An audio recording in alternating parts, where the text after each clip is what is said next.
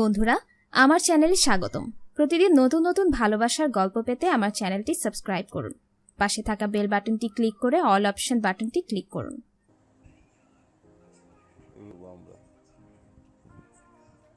তিনজনে কি গ্রুপ দেখছে আর দুই একজন লাগবে? হ্যাঁ, নিব আরো দুইজন। দেখতে দেখো মেয়েটাই ম্যানেজ করতে পারো কিনা আরো দুই একজন। এতগুলো মেয়ে থাকবে, ছেলে থাকবে শুধু? ছেলেকে একটাই আমি? হ্যাঁ, তুমি একা সবাই রে করবা, যখন সবার তারা উঠে যাবে একা সবাই একটু করে ঠেকাইবা। আমি বাদে। তুমি আমার বাদ কেন? আমি বাদ, কারণ আমার এরকম তারা উঠবে না আর আমার দরকার নেই।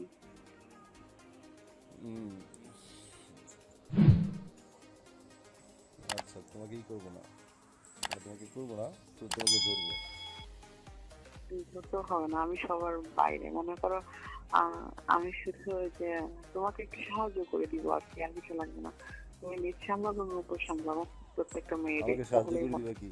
চুষে টুসে নাকি? আমাকে সাহায্য করে দিবা? ওই যে মানে হচ্ছে তুমি নিচের দিকটা সামলাবো আর আমার উপর দিকটা সামলাবো।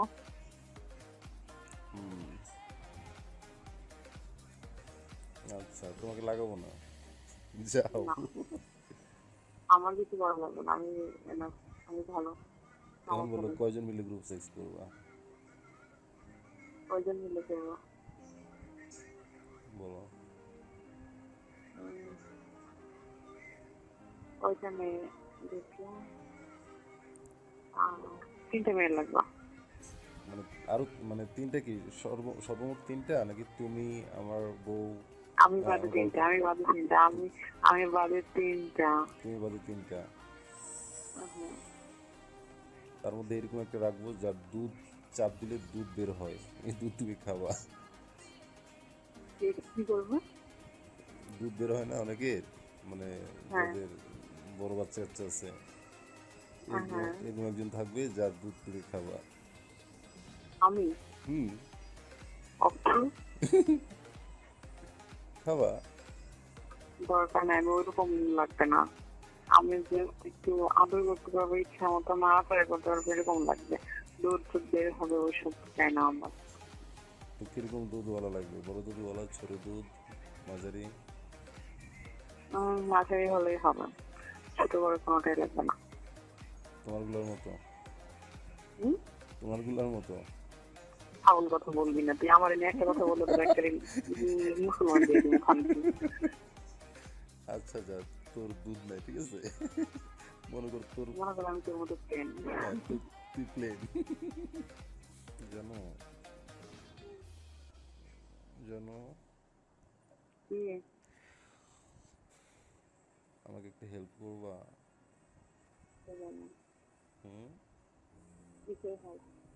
করবা নাকি বলো? কিসের হেল্প? আমার না বালগুলো অনেক বড় হয়ে গেছে। কেটে দিবা? আগুন ধরাই দিই? না, কেটে দিবা। আগুন জ্বালাই দিই? আমি কাটতে পারি না, আগুন জ্বালাইতে পারি। শালি, তোমারগুলো তুমি আগুন জ্বালাই দাও না? বাবা, আমার গুলো তো আমি ওরকম বড় হইতে দিই না। আমার গুলো 3 থেকে 4 দিন পর পর আমি ক্লিন করি, যেটা আমার মানে একদম পুরো শরীরের মতো ক্লিন থাকে। ওরকম নোংরা টাইপের আমি না, ঠিক আছে? নোংরার কি আছে এখানে? বালু তো একটা আর্ট, তাই না? হ্যাঁ, ওই আর্ট নিয়েই থাকবো। চুলকানি উঠে যায় না, চুলকায় না, বিয়া দেখবো তার না, 15-20 দিন আর কতটুকু বড় হয়? যতটুকু হোক না কেন, আমার তো অসহ্য লাগে। তুমি, তোমার জামাই আছে, তোমার জামাইটা তুমি কেটে দাও, তোমার জামাই তোমারটা কেটে দেয়, আরামে আরামে করো। আমার কাউকে লাগে না, আমি নিজেকে নিজেই করি। আমার জামাইরও লাগে না, আমার জামাইরও আমার লাগে না। আচ্ছা, তোমার জামাই কখনো তোমার বাল কেটে দেয় নাই? সত্যি? না, বিশ্বাস হচ্ছে না। আমার নিজেকে জানি না না, বিশ্বাস হচ্ছে না। এটা তো না, নিজের কাজ নিজে করা, বা এটা তো আলাদা ব্যাপার, কিন্তু শখের তো একটা বিষয় আছে, যে মনে চায়। এরকম শখ আমার নাই। আমি আমার জামাই নিজে আলো বেলায় চেক করতে লজ্জা পাই, আর ও তো বাল ভাত।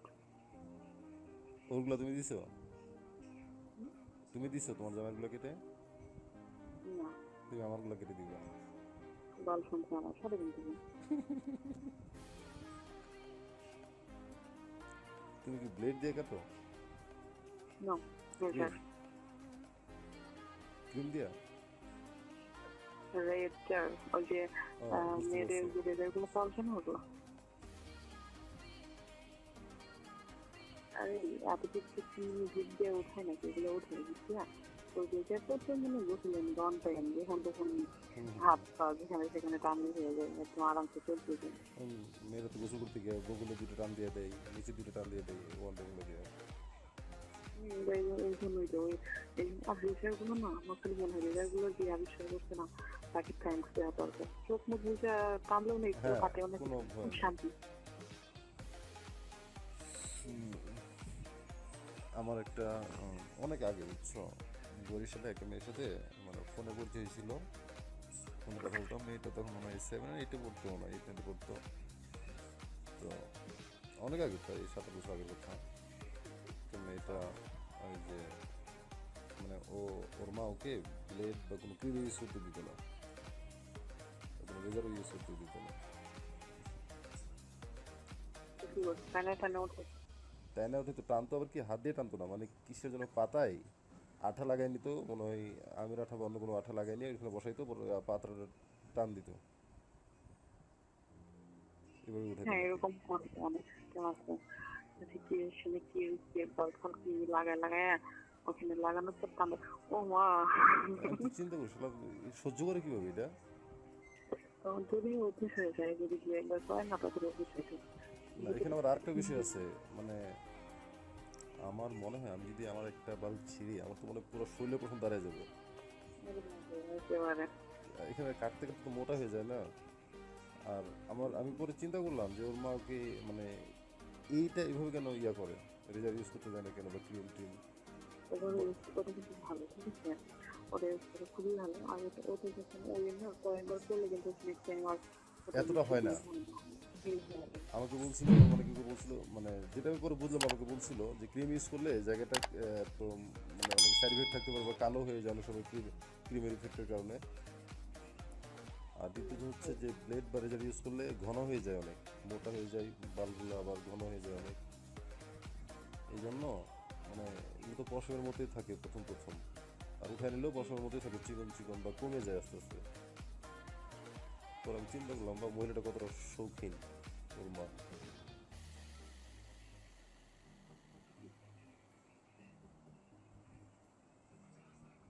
এরকম শৌখিন যদি সবাই হইতো।